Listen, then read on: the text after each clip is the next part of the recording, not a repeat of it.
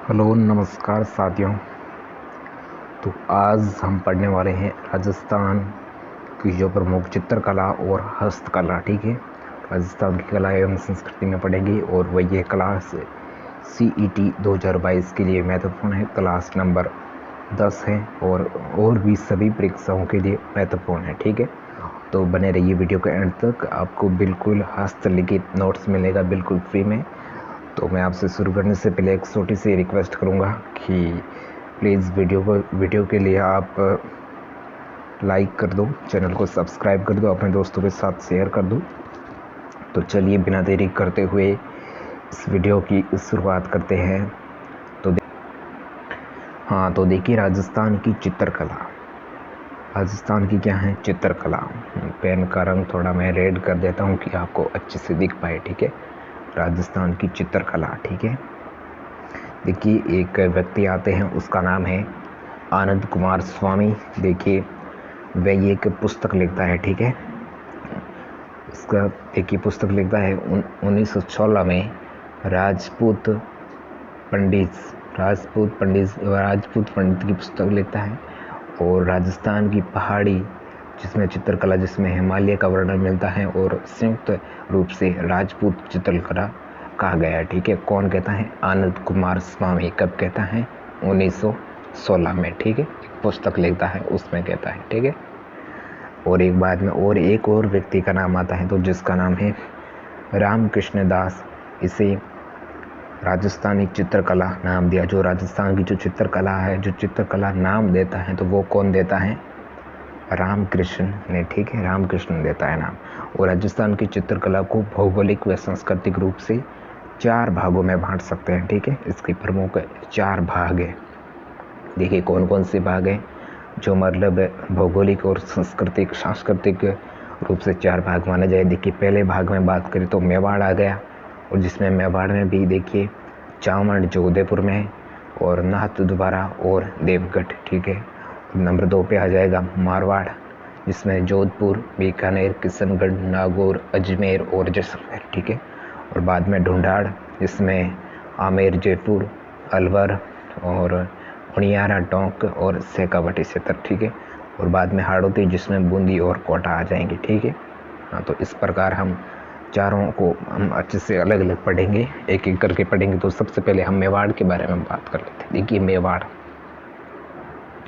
मेवाड़ जो राजस्थान की जो चित्रकला की जन्मभूमि मानी जाती है, तो वो कौन मानी जाती है? मेवाड़। ठीक है, मेवाड़ को चित्रकला की जन्मभूमि कहा जाता है। ठीक है, इसका आपको थोड़ा ध्यान रखना है। ठीक है, और मेवाड़ चित्रकला के जो प्राचीन चित्र थे, तो वो किस प्रकार के थे? देखिए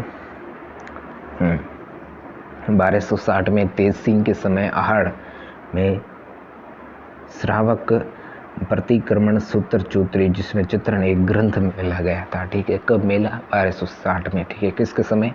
तेज सिंह के समय। ठीक है, कहाँ पर? आहड़ में। ठीक है, आहड़ सभ्यता। और 1423 में मोकल के समय देलवाड़ा में एक सुपार्श्वनाथ चरित्र मिलता है। ठीक है, ये तो मेवाड़ हो गया। और अब देखिए बात कर लेते हैं चावंड जो उदयपुर में है। देखिए चावंड जिसमें क्या होता है? चावंड जो महाराणा प्रताप के समय प्रारंभ हुआ था, और इसके जो चित्रकार का नाम है, तो वो किसे कहा जाता है? नसीरुद्दीन को। ठीक है, नसीरुद्दीन को इस चित्रकार माना जाता है जो ढोला मारू का चित्र बनाता है। ठीक है, जो किसका चित्र बनाता है? ढोला मारू का। ठीक है, और अमर सिंह प्रथम के समय 1605 ईस्वी में रंगमाला का चित्रण किया था। ठीक है, अमर सिंह के समय। ठीक है, वो करता है, कब करता है? 1605 में रंगमाला का चित्रण करता है। और इसी समय बारहमासा का भी चित्रण करता है, और इसी के समय बारहमासा के भी चित्रण करता है। और जगत सिंह के समय, जगत सिंह प्रथम का शासन मेवाड़ की चित्रकला का स्वर्ण काल माना जाता है। ठीक है, जगत सिंह प्रथम। देखिए जगत सिंह प्रथम जिसे चित्रोरी ओबरी तस्वीरों कारखानों का निर्माण करवाया था, और साहिबुद्दीन ने महाराणाओं को व्यक्तिगत रूप से चित्र बनाने का प्रयास किया था। ठीक है, और संग्राम सिंह द्वितीय के समय, देखिए संग्राम सिंह द्वितीय के समय 2 चित्र बनाए गए थे, जिसमें कलीला दमना और मुल्ला 2 प्याज के तलीफ है, जिसमें देखिए पंचतंत्र, अरबी अनुवाद और विष्णु और विष्णु शर्मा का है, ठीक है। और मुख्य चित्रकारों की अगर बात करें तो जिसमें नसीरुद्दीन, कृपाराम और जगन्नाथ और मनोहर और गंगाराम, ठीक है, ये प्रमुख चित्रकार हुआ करते थे, ठीक है। और जिसमें लाल पीले रंगों का प्रयोग अधिक करते थे और कदम के पेड़ का अधिक चित्रण होता था। तो वो किस पेड़ का होता था? कदम के पेड़, ठीक है। और देखिए शिकार के दृश्यों में 3D प्रभाव होता था, जो 3 आयामी, 3D यानी 3 आयामी। अभी आप जानते हो कि 3D क्या होता है, ठीक है। तो अभी तो 4D आ गया, ठीक है। देखिए नाथ द्वारा वल्लभ संप्रदाय का अधिक प्रभाव, इसीलिए कृष्ण जी के चित्रण अधिक हुए थे। और नाथ द्वारा में पिछवाई चित्रकला प्रसिद्ध है, हमने पढ़ा था पिछवाई चित्रकला, ठीक है। क्या होती है आपको पता ही होगा। जो दीवार होती है तो दीवार के दरवाजे की पिछली दीवार जहाँ पर खोद कर जो चित्र हम करे जाते हैं उसे पिछवाई कला कहा जाता है, ठीक है। जो कहाँ की प्रसिद्ध है? नाथ द्वारा अजमेर की प्रसिद्ध है। और केले के वृक्ष का अधिक चित्रण मिलता है, तो वो किस में मिलता है? नाथ द्वारा, ठीक है। और जहाँ पर श्री कृष्ण के भी चित्र मिलते हैं, ठीक है। और जो वल्लभ संप्रदाय से जुड़ी हुई है, ठीक है। और अगली बात करते हैं नंबर 3, देवगढ़ जो 1680 में द्वारिकादास चूंडावत के समय प्रारंभ हुआ था। और सिंहदर और अंगारे ने इस चित्रकला को महत्व प्रदान किया था। और मेवाड़ प्लस मारवाड़ प्लस ढूंढाड़ का इसमें मिश्रण है, ठीक है। और हरे व पीले रंग का प्रयोग ज़्यादा हुआ करता था। और इसके अच्छे चित्र देखिए बात करें तो जिसमें मोती महल का चित्र बनाया गया और औजारों की ओबरी, ये मतलब चित्र अच्छे बनाए गए थे, ठीक है। और अगली जो हमारी जो चित्रकला आती है तो वो आती है मारवाड़ चित्रकला, जो जोधपुर में है, ठीक है। जोधपुर, देखिए जोधपुर में अगर बात करें तो जिसमें मालदेव के समय ये प्रारंभ हुई थी। और उत्तराध्यान सूत्र नामक ग्रंथ जैन का चित्रण किया था। और चौखेलाव महल जोधपुर में भित्ति चित्र बनाए गए थे। और सूर सिंह के समय वीर जी और विट्ठूदास जी के रंगमाला का चित्रण भी किया था, ठीक है। तो किसके समय हुई थी? मालदेव के समय, ठीक है। कहाँ पर? जोधपुर, ठीक है। मारवाड़ चित्रकला। और अगला देखिए, और इसमें भी देखिए जसवंत सिंह के समय मुगलों का प्रभाव आ गया था। और मान सिंह का शासनकाल था। और जोधपुर की चित्रकला श्रवण काल इस समय नाथ संप्रदाय में संबंधित ग्रंथों का चित्रण किया करता था। और जिसमें शिव पुराण, दुर्गा पुराण और नाथ चरित्र, ठीक है। और तख्त सिंह के समय इस चित्रकला का यूरोपियन का प्रभाव आ गया था। और इस समय H.K. मूलर ने दुर्गादास राठौड़ का चित्रण करवाया था। जिसके मुख्य चित्रकारों की अगर बात करें तो जिसमें शिवदास, अमरदास, किशनदास और जीतमल और दज्जू, ठीक है। और इस मारवाड़ चित्रकला की विशेषता की अगर बात करें तो देखिए इसमें लाल व पीले रंग का प्रयोग अधिक होता है। और आसिये बुक्स पर पीले रंग का भरा जाता है। और बादलों का चित्रण अधिक किया जाता है। और पहाड़ों का चित्रण और प्रेम कहानियों का चित्रण, जैसे डोला मारू और महेंद्र मोमल, ठीक है, कहानी सुनी होगी आपने, ठीक है। और पुरुषों को लंबा चौड़ा और महिलाओं को ठिकने कद का बनाया जाता था, ठीक है, चित्रकला का निर्माण, ठीक है। अगली जो अपनी आती है तो वो आती है बीकानेर। देखिए बीकानेर में राय सिंह के समय चित्रकला की शुरुआत हुई थी। और भगवंत पुराण का चित्रण मिलता है इसमें। और अनूप सिंह का शासनकाल, जिसमें बीकानेर चित्रकला का सुवर्णकाल। और बीकानेर में 2 प्रकार की चित्रकला होती थी, ठीक है। एक तो होती थी उस्ता कला और एक होती थी मथेराना कला, ठीक है। देखिए उस्ता कला में क्या होता था? देखिए उस्ता कला जिसमें ऊँट की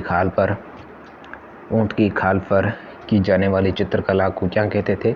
उस्ता कला। जिसमें अनूप सिंह ने उस्ता कला के लिए एक अली राजा व रक्तुद्दीन को लाहौर से बुलाया गया था, ठीक है। और ऐसा मोहिद्दीन उस्ता, जिसमें उस्ता कला के लिए पद्मश्री पुरस्कार से भी सम्मानित किया गया था, ठीक है। और camel height trading centre Bikaner में उस्ता कला सिखाई जाती है। और अगली जो कला आती है तो वो आती है मथेराना कला। देखिए मथेराना कला, इसमें बीकानेर के महाराजाओं का चित्रण मिलता है। और इसमें गीले पल स्तर पर चित्रकारी होती है। और बीकानेर में इसे आला गीला कहा जाता है। और शेखावटी क्षेत्रों में इसे पणो कहा जाता है, ठीक है। एक नोट है, इसे फ्रेस को यहाँ आयरन भी कहा जाता है, ठीक है। और इसकी अगर विशेषताओं की अगर बात करें तो इसमें देखिए बैंगनी, स्लेटी, बादामी रंगों का प्रयोग अधिक हुआ है और रेत के दौरों का चित्रण अधिक मिला है और फूल पत्तियों का चित्रण भी मिला है, जिसमें पंजाबी, मुगल और दक्कनी जो दक्षिण भारत का भी प्रभाव इसमें मिलता है। देखिए हिंदू देवी देवताओं के चित्रण मुस्लिम चित्रकार के द्वारा बनवाए गए थे और बीकानेर व शेखावटी के चित्रों के चित्रकार के साथ चित्र के साथ नाम और दिनांक भी लिखते थे, ठीक है। किसने लिखा और कब लिखा वो भी लिखते थे, ठीक है।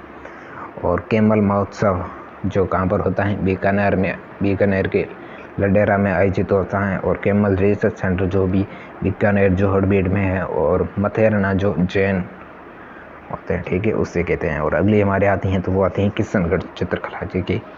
किशनगढ़ की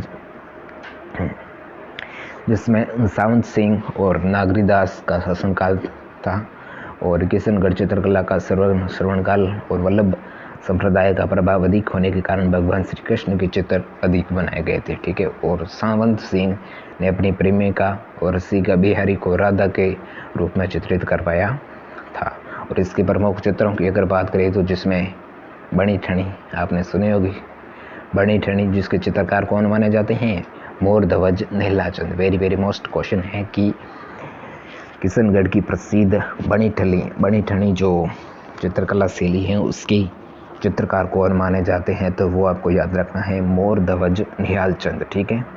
और इस पर देखिए 1973 में डाक टिकट भी जारी होता है, आपको याद रखना है कब होता है डाक टिकट जारी, 1973 में, ठीक है।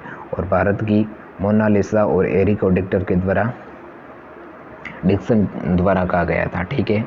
और मोर ध्वज निहालचंद को नागर समुच्चय नामक ग्रंथ को भी चित्रित करवाया गया था, ठीक है। और अगली देखिए चांदनी रात की गोष्ठी और जिसके लेखक होते हैं तो वो होते हैं अमीर चंद।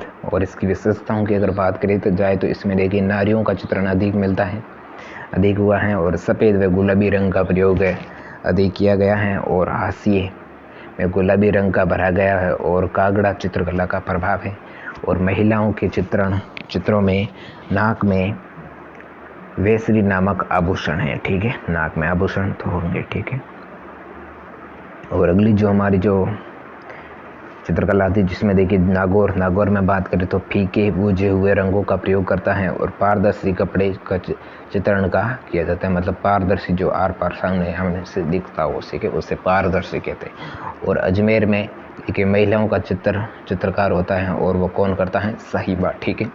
और जैसलमेर में इस पर अन्य किसी शैली का प्रभाव नहीं रहा है और मोमल के चित्र अधिक बनाए गए थे, ठीक है, मोमर के चित्र अधिक बनाए गए थे। और अगली जो नंबर तीसरी जो चित्रकला आती है तो वो आती है ढूंढाड़ चित्रकला, ठीक है, जो आमेर और जयपुर की है। देखिए जिसमें मानसिंह के समय प्रारंभ हुई थी और इस समय रजमनामा महाभारत का फारसी अनुवाद करता है, इसके द्वारा ये बनाई गई थी चित्रकला। और मिर्जा राजा जय सिंह के समय भगवान श्री कृष्ण के चित्र अधिक बने थे और सूरत खाना सिपाही माधव जय सिंह के समय हुआ था, ठीक है।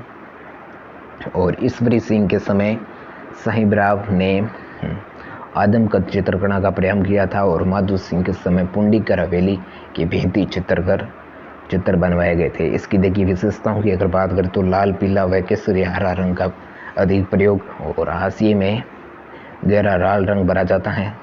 और मुगल साम्राज्य का सबसे अधिक प्रभाव पुरुषों के चित्रों में दाढ़ी मूंछ विहीन है और अमरूद, आदमकद चित्रण, हाथियों का चित्रण, उद्यानों का चित्रण और भित्ति चित्रण इसमें मिलते हैं, ठीक है। इसके मुख्य चित्रकारों की अगर बात करें तो लालजी और कुशाला और रामजी दास, ठीक है। और अगले आते हैं अलवर। देखिए अलवर जो विनय सिंह के समय और अलवर चित्रकला का स्वर्णकाल माना जाता है विनय सिंह के समय। और बलदेव ने गुलिस्ता नामक पुस्तक का चित्रण किया था। और मूलचंद जो हाथी दांत का चित्रण करता है, हाथी दांत पर चित्रण करता है, तो वो कौन करता है, मूलचंद। और शिवदान सिंह के समय कोक शास्त्र नामक पुस्तक का भी चित्रण होता है। इसकी विशेषताओं की अगर बात करें जिसमें चिकने रंगों का प्रयोग अधिक मिलता है और हाशिए में भले बूटों का रंग बनाया जाता है। और जयपुर मुगल और ईरानी का प्रभाव अधिक पड़ता है। ठीक है, जिसमें कौन कौन से चित्रणों की अगर बात करें तो वैश्य चित्रण और योगसन चित्रण और लघु चित्रण। ठीक है, अगली जो हमारी जो चित्रकला आती है तो वो आती है उनियारा चित्रकला, जिसमें ढूंढाड़ी बूंदी चित्रकला का मिश्रण होता है। और मुख्य चित्रकारों की अगर बात करें तो जिसमें दीमा, भीम और मीरबख्श, काशी और राम लखन। ठीक है, ये इसके प्रमुख चित्रकार माने जाते हैं। देखिए शेखावटी जो जिसमें देखिए हवेलियों में बेंती चित्र बनाए गए और नीले रंग का प्रयोग अधिक होता है और यूरोपियन से प्रभावित होती हैं। और जोगीदास की संतरी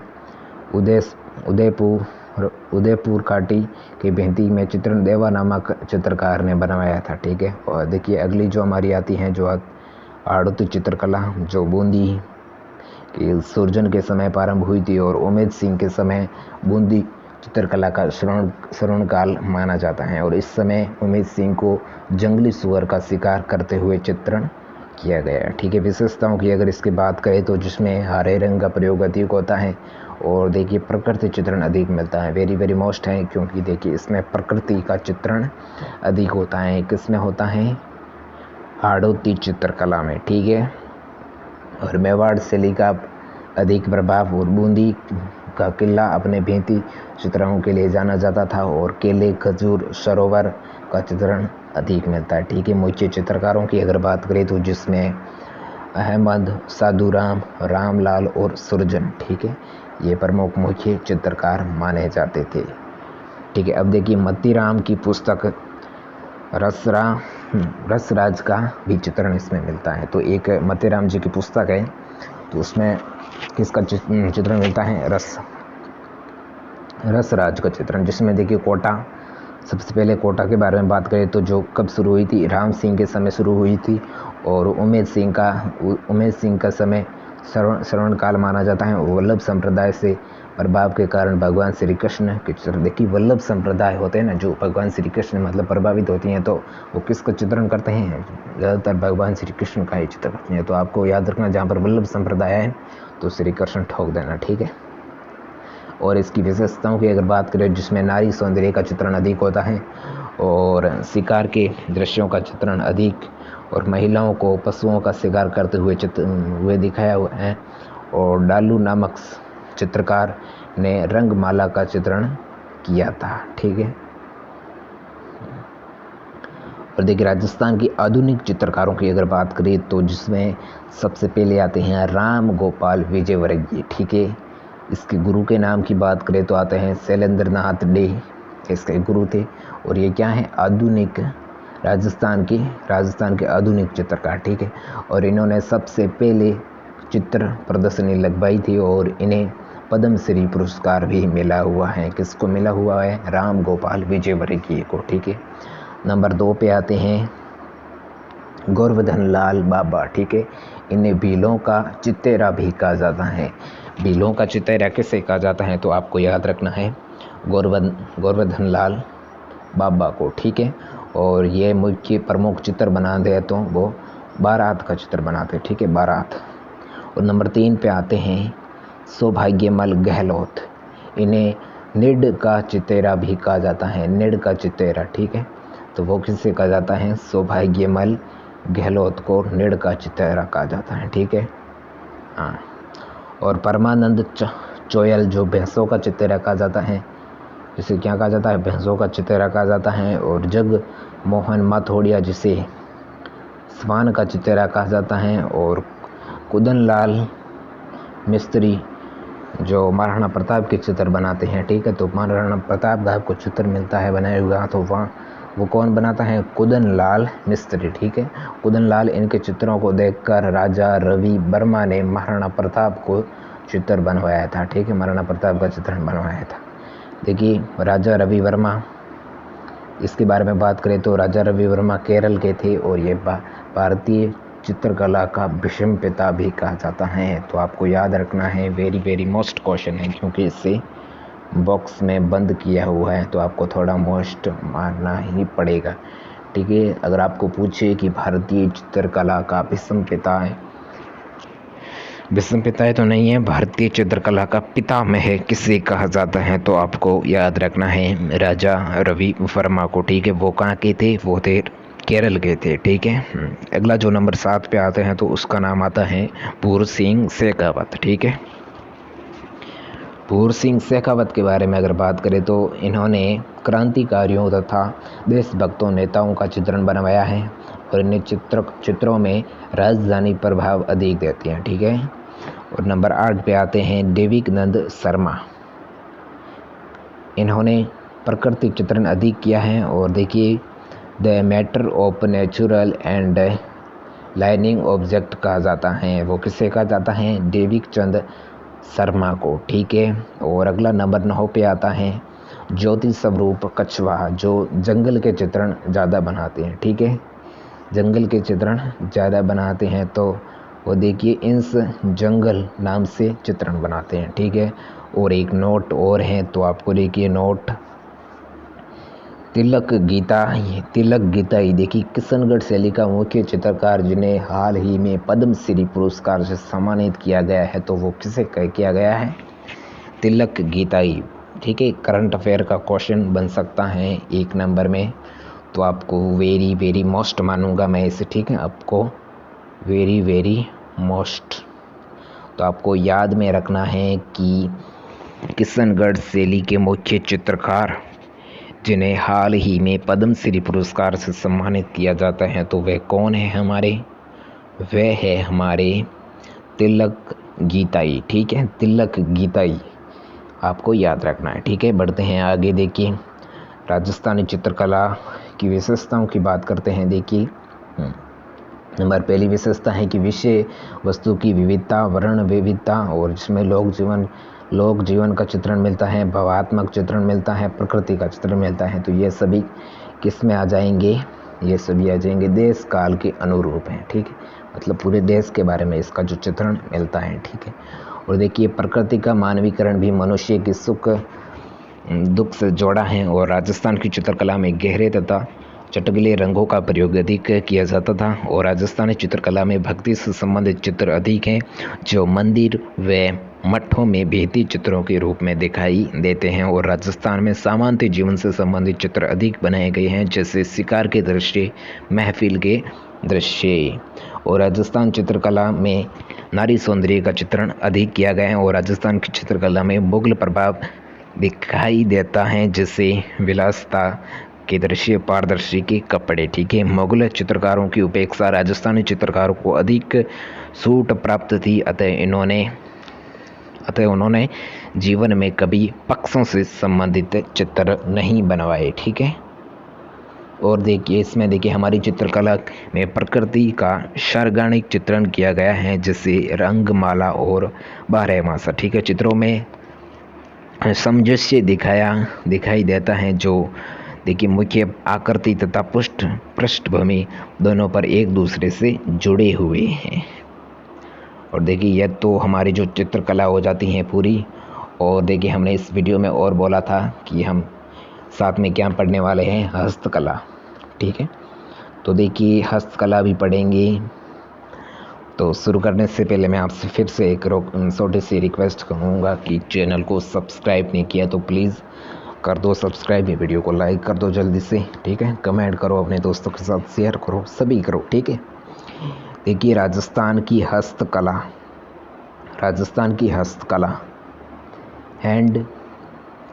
हैंडीकास्ट। ठीक है, तो सबसे पहले जो हस्तकला आती है तो वो कौन सी कला आती है, थेवा कला। ठीक है, देखिए थेवा कला कहाँ की प्रसिद्ध है, ऐसा भी आपको क्वेश्चन मिल सकता है, तो अच्छे से आपको समझना है। सभी का आंसर इसी वीडियो में आपको मिलने वाला है। ठीक है, देखिए थेवा कला कांच में सोने की कारीगरी से आभूषण बनाए जाते हैं, और इसका जो मुख्य केंद्र है जो वो कहाँ पर है, प्रतापगढ़ में। ठीक है, और इसके प्रवर्तक का नाम है नाथूजी सोनी। महेश राज सोनी को पद्म श्री मिल चुका है, नाथूजी सोनी। ठीक है, और महेश राज सोनी को क्या मिल चुका है, पद्मश्री पुरस्कार मिल चुका है। और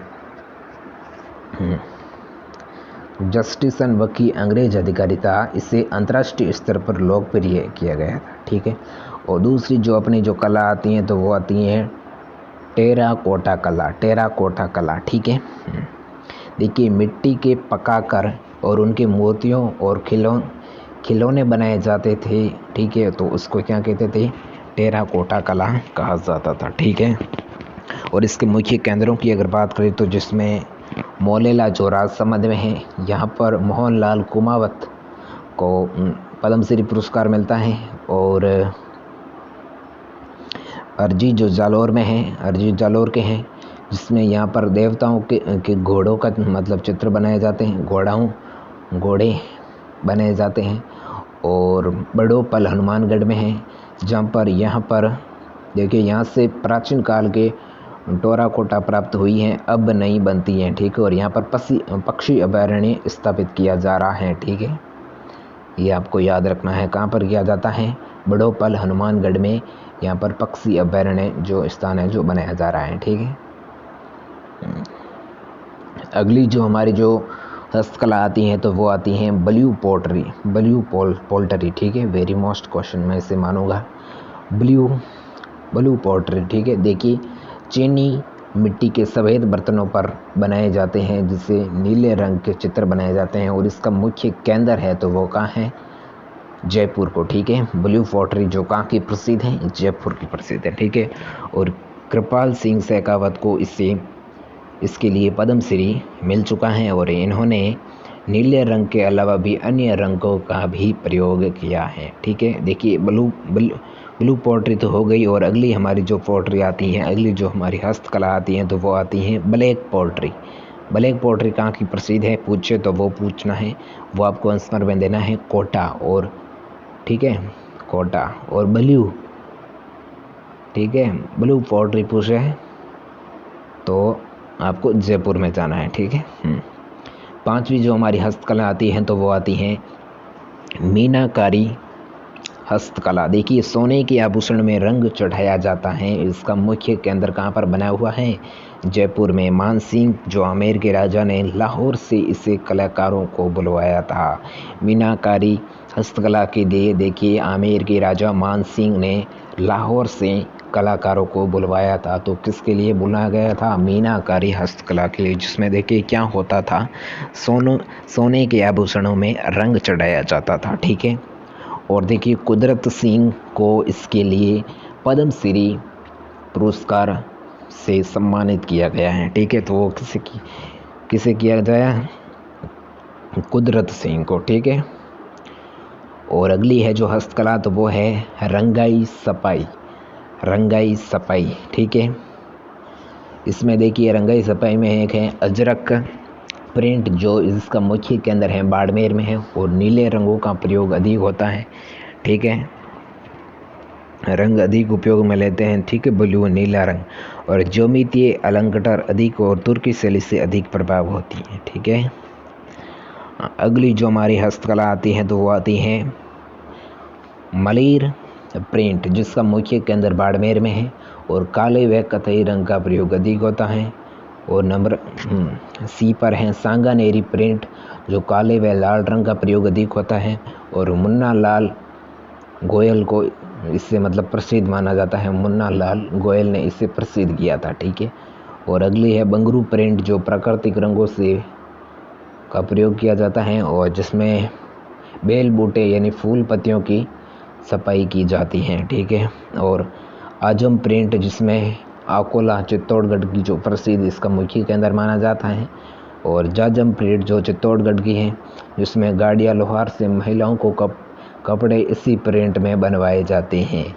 और बंदेज प्रिंट, जिसका मुख्य केंद्र है जयपुर में है, इसे टी शर्ट, इसे टी एंड क्ली का भी जाता है, ठीक है। और देखिए लहरिया देखिए लहरिया इसका मुख्य केंद्र है जयपुर और पाली में, ठीक है। लहरिया चौंदड़ी होती है, ठीक है। और ये देखो चौंदड़ी आ गई, चौंदड़ी जो कहाँ की प्रसिद्ध है, जोधपुर की प्रसिद्ध है, ठीक है। तो इसका मुख्य केंद्र कहाँ पर है, जोधपुर। अगली जो हमारी जो हस्तकला आती हैं तो वो आती हैं बादले, ठीक है। बादले जिंक के बने बर्तन जिन पर कपड़े या चमड़ी की परत चढ़ाई जाती है तो इससे पानी ठंडा रहता है। और इसका जो मुख्य केंद्र है वो कहाँ पर है? जोधपुर में, ठीक है। और देखिए अगली जो हस्तकला वो है जूते की मूर्तियाँ, सॉरी जूते की नहीं है, जस्ते की मूर्तियाँ, जो कहाँ पर हैं? जोधपुर में। काष्ठ की कला जो बस्ती चित्तौड़ में है। और रमकड़ा उद्योग जो गालियाकोट डूंगरपुर में है, रमकड़ा मतलब खिलौने। और घोंसले जो लेटा जालौर में है। और पाव रजाई जो जयपुर की प्रसिद्ध है। देखिए रजाई कहाँ की प्रसिद्ध है, तो आपको याद रखना है जयपुर की प्रसिद्ध है। और कौन सी रजाई? जिसे पाव रजाई कहते हैं, ठीक है, पाव रजाई। और दरिया कहाँ की प्रसिद्ध है, तो आपको याद रखना है नागौर दौसा जोधपुर, ठीक है, जिसमें नागौर टांकला में और दौसा लवाण और सालावास जोधपुर, ठीक है। और अगला नंबर 14 पे आता है गलीचे और नमदे। देखिए जयपुर टोंक में है और बीकानेर में जयपुर की जेल में कैदियों द्वारा गलीचे बनाए जाते हैं। गलीचे और नमदे कहाँ का? इसके मुख्य केंद्र की बात करें तो जयपुर और टोंक में, ठीक है। और बीकानेर और जयपुर में जेल के जो कैदी होते हैं, जेल में कैदी बैठे रहते हैं, तो वो इस निर्माण करते हैं, ठीक है, वो बैठे बैठे क्या करते हैं, ठीक है, निर्माण करते हैं। अगली जो हमारी जो हस्तकला आती है तो वो आती है मिरर वर्क। मिरर वर्क, देखिए मिरर यानी कांच, ठीक है, कांच का निर्माण, कांच का काम होता है तो वो कहाँ होता है? जैसलमेर में होता है, ठीक है। हस्तकला जो मतलब हाथों से बनाई गई है, ठीक है। और पैच वर्क जो शेखावटी क्षेत्रों मतलब शेखावटी क्षेत्र में है, ठीक है, होता है। और गोटा किनारी जिसके जो खड़ेला सीकर में है, और गोटा किलेरी में भी इसके 3 प्रकार होते हैं, ठीक है, जिसमें किरण पहला प्रकार है, और दूसरा प्रकार है बांकड़ी, और तीसरा प्रकार है लंपा लंपी, ठीक है, लंपा लंपी। देखिए लंपी तो इस बार आ चुके हैं बीमारी, ठीक है। देखिए लंपा लंपी ने किसी गायों पर आई थी, ठीक है, आपको पता होगा गायों पर कौन सी बीमारी आई थी? लंपी। और नंबर 18 पे हैं तारकसी के गहने। देखिए तारकसी के गहने जिसमें चांदी के पतले तारों से आभूषण बनाए जाते हैं। और इसका जो मुख्य केंद्र है तो वो कहाँ है? नाथद्वारा राजसमंद में है, ठीक है, नाथद्वारा राजसमंद में। और अगला है कोटा डोरिया जिसका मूसरिया काला, और इसका मुख्य केंद्र की बात करें तो कैथून कोटा में है और मांगरोल बारा में है। और जालिम सिंह झाला इसके कलाकार महसूर और अदनहम को हैदराबाद से लेकर आया था, और इसे मसूरिया कला भी कहते हैं। नोट देखिए कैथून में विभीषण का मंदिर है, ठीक है, कैथून में किसका मंदिर है? विभीषण का मंदिर है। और देखिए जो अगली जो हमारी जो चित्रकला जो हस्तकला आती है जिसमें खेल का सामान, ठीक है, कहाँ मिलता है? हनुमानगढ़ में। खेती के औजार नागौर के प्रसिद्ध हैं। कागजी बर्तन जो अलवर में है। और फतेहगिरी जो लोहे के सोने की जो कारीगरी की जाती है जिसका मुख्य केंद्र है जयपुर अलवर में है, ठीक है। और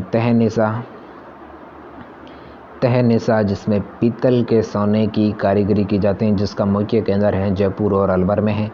और नक्काशीदारी फर्नीचर जो बाड़मेर में है। और संगमरमर की मूर्तियाँ जो जयपुर की प्रसिद्ध हैं। संगमरमर की मूर्तियाँ तो कहाँ की प्रसिद्ध हैं? जयपुर की प्रसिद्ध हैं, जिसमें अर्जुन लाल प्रजापत इसके लिए पद्मश्री से सम्मानित किए जा चुके हैं। तो आपको याद रखना है कि अर्जुन लाल प्रजापत को पद्मश्री से सम्मानित किया गया है। किसके लिए किया गया है? संगमरमर की मूर्तियाँ कहाँ पर हैं? जयपुर में, ठीक है। और मोजड़ी, देखिए मोजड़ी कहाँ की प्रसिद्ध है, तो आपको याद रखना है भीनमाल और बड़गांव जिसमें जालौर में है। भीनमाल और बड़गांव की क्या प्रसिद्ध है? मोजड़ी जालौर की प्रसिद्ध है, बस आपको इतना ही याद रखना है, ठीक है। और बीड़ी उद्योग, देखिए बीड़ी उद्योग कहाँ पर है? बीड़ी पीते हो नहीं हो? बीड़ी कहाँ की प्रसिद्ध है? तो टोंक की प्रसिद्ध है। और नसपार है तो ब्यावर अजमेर की प्रसिद्ध है, ठीक है।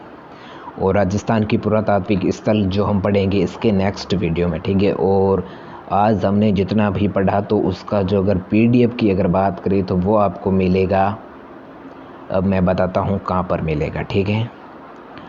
तो आपके अपने टेलीग्राम चैनल, टेलीग्राम को ओपन कर लेना है और वहाँ पर सर्च बार पर क्लिक कर देना है बिश्नोई। मैं ये सर्च कर रहा हूँ, आपको यही करना है, ठीक है। बिश्नोई स्टडी, ठीक है, हाँ बिश्नोई स्टडी, ठीक है। और वहाँ पर आएगा एक ज्वाइन का बटन, ठीक है, उसको क्या कर देना है, ज्वाइन कर देना, ठीक है। और बाद में आपको वहाँ पर सभी के PDF मिल जाएगी, ठीक है, बिल्कुल फ्री में, किसी भी प्रकार की कोई सहूलत नहीं है किसी भी प्रकार की, ठीक है। तो जल्दी से जाओ और क्या करो, ज्वाइन करो, ठीक है। और देखिए, मैं एक बार फिर से आपसे रिक्वेस्ट करता हूँ कि सब्सक्राइब नहीं किया तो प्लीज़ कर दो सब्सक्राइब। आपके मतलब भाई का ही चैनल है, ठीक है, किसी और का ही नहीं है, ठीक है। तो क्या करना है आपको, देखिए सब्सक्राइब कीजिए, वीडियो को लाइक कीजिए, अपने दोस्तों के साथ शेयर कीजिए। देखिए हमें अब जाने की दीजिए इजाज़त। तो आई होप कि आपको वीडियो पसंद आया होगा और ऐसे इंटरेस्टिंग वीडियोस के लिए चैनल को करें सब्सक्राइब। हम मिलते हैं इसके नेक्स्ट वीडियो में, तब तक के लिए जय हिंद, जय भारत, वंदे मातरम।